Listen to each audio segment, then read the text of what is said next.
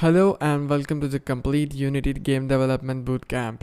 In this course, we will learn how to make Android games using the Unity software. So as we move on in the course, we will learn about C# coding completely from scratch. So that means if you do not have any kind of knowledge in coding or programming before, then that's completely fine. I'll teach you everything from scratch. That means I'll teach you everything from the basics.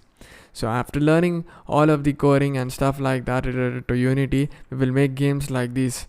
We'll make games like Hill Climb Racing, and we will make games like this Dodgeball 3D.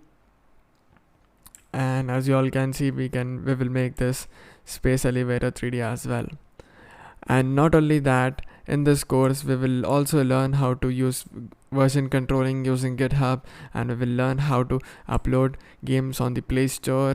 We will learn how to monetize our games in order to generate income from our games. And at the end of the course, of course, I'll also be giving you few tips on how to get downloads for your games in order to generate income from the games that you make.